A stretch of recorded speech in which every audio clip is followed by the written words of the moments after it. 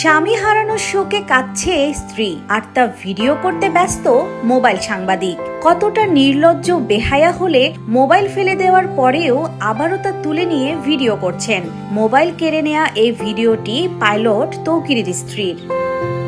প্রথমবারের মতো যখন তার স্বামী তৌকিরের মরদেহ দেখার জন্য তাকে নিয়ে যাওয়া হচ্ছিল, তখন তাকে বিমান বাহিনীর এক কর্মকর্তা ও তার এক আত্মীয় ধরে নিয়ে যাচ্ছিলেন। এমন সময় শোকে পাগলপ্রায় ছিলেন নিঝুম। সে সময় চারপাশ থেকে ভিডিও করছিলেন অনেকেই। নিঝুম যখন হেঁটে যাচ্ছিলেন তখন হঠাৎই দেখা যায় এক ব্যক্তি মোবাইল দিয়ে তার সামনে দাঁড়িয়ে ভিডিও করছিল। বিষয়টি ভীষণভাবে খারাপ লাগে নিঝুমের। সে সহ্য করতে না পেরে রেগে গিয়ে লোকটার হাত থেকে মোবাইল কেড়ে নিয়ে নেয়। এ সময় মোবাইলটি মাটিতে পড়ে যায়। ভিডিওটি সোশ্যাল মিডিয়ায় ব্যাপকভাবে নাড়া দিয়েছে সবার মনে।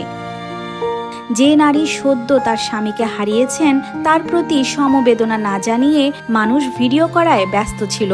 নিঝুমের এই প্রতিবাদী কণ্ঠকে তার সাহসিকতার পরিচয় বলেই তুলে ধরেছেন নেটিজেনরা।